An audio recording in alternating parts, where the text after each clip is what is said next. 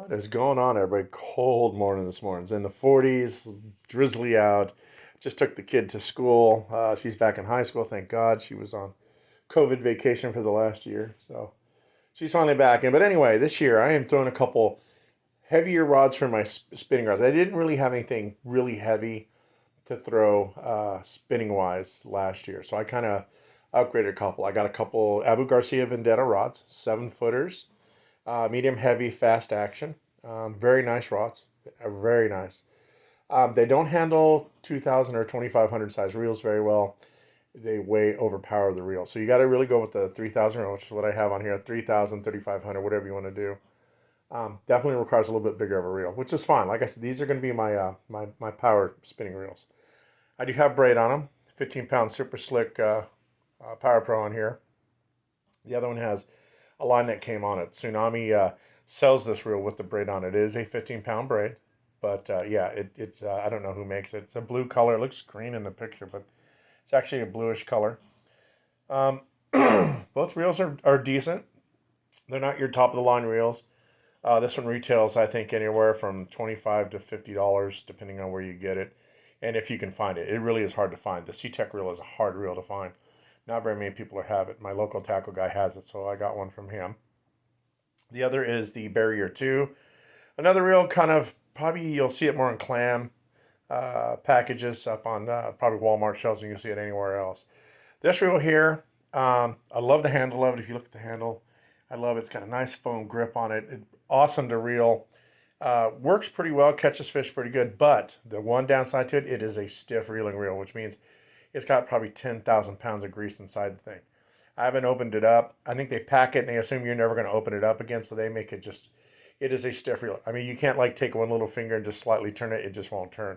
You have to give it a little bit of a turn. So it is a little bit stiffer. It does thin out. I mean, it does start reeling a little bit better as you wear that grease a little bit in, and then the temperatures heat up. When it's cold out, it's sluggish. It's like your car. You really got to warm this reel up. Other than that, it fights fish well. I've caught fish on it. It did really well. I caught a lot of fish on it. The drag is good. One thing I did notice on it, it did squeal when I was feeding the line. When I loosened it up and fed the line through the guides, when I was getting ready to string it up, it did squeal like a pig. So I put a little bit of a gear machine oil on the drag washers up there and around where the touching components are, where it spun. So it seemed to have got that out of there. I think that would wear off anyway once it got wet. Probably I think it was just dry from being in packaged up. The Sea Tech reel worked flawlessly yesterday. I used it yesterday. It caught me fish. I got 3 fish on it. Actually 4 fish. Two decent bass, 2 decent crappie. It worked really well. Not like I said, it's not going to be your saltwater reel, even though it's designed for saltwater. I think they say it is. I wouldn't use it. I think it's got one ball bearing. It's a 5-to-1 gear ratio. It does come with this size here, the 350 they call it. I think it basically your 3,000, 3,500 reel. Comes with 150 yards of braid with a mono backing. So it works out fine. And like I said, it's going to be fine for freshwater. It's an awesome reel. You can use this for everything. You're not going to mess it up too much unless you dunk it in sand and ruin it, which that's a possibility. But I have yet to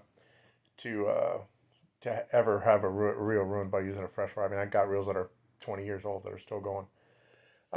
The price of it's, like I said, anywhere from $24 to $50, depending on who gets it. My local guy has it. I haven't been able to find it pretty much anywhere else. The Barrier 2s, you can find them, I think, at Walmart. Tackle shops have them. Probably closer to the probably $40 range on a reel. So they're basically two cheap reels, two nice cheap reels. But they're going to do for what I do for fishing. 15-pound test on them. I got a 15-pound fluoro leaders.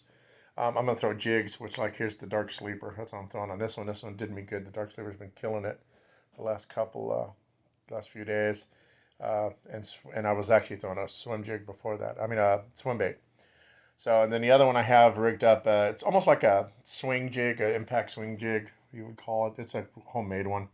I do my own. So it's a free swinging hook on a weight, almost like I said, a swing head jig.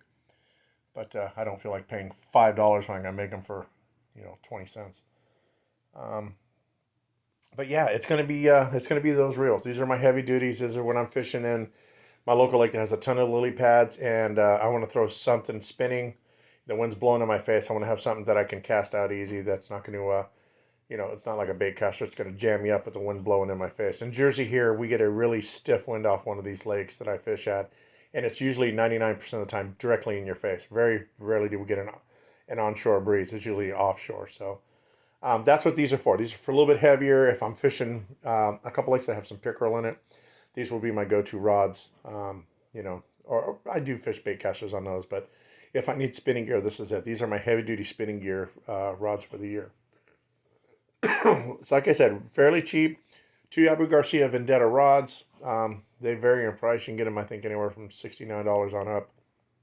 But yeah, 2 good combos. I'm very happy with it. The Barrier 2 is going to work out well. If it doesn't loosen up or it starts getting to the point where I don't like it, I definitely will switch it out. But the great thing is that it didn't cost me anything to do it. Same with this one here. They're dirt cheap reels that I got here to test out, and they're working out well so far. But yeah, if you're looking to get into it, I don't know if I would buy these. I would actually. I'm a Cast King guy when it comes to the lower end reels. The Summer, the Centrons, I think are better reels than these. These have better handles. I love the handles on. The handles are much more. Like this one here has that big paddle. Sitting in here has the big foam. Other than that, they do cast better too. The Cast Kings don't cast as far. The way they design the lip on the spools doesn't cast as far as these do. But other than that, I mean, wear-wise, speed-wise, they're the same speed, probably the same drag. The Cast Kings have 9 bearings, where this one has 1. I think this one has 4, maybe, if you're lucky. So I'll put the specs down below for each of the reels. But yeah, there you go. That's my my setups for this year, starting out. And they've caught fish already. They've done well. Rods are holding up well. Reels are holding up pretty good. So I'm not having any issues with them. They're working out good. So I almost dropped the phone there. Let me know what you think. If you've tried them out, let me know what your versions, your thoughts on them are, and I'll see you out on the water.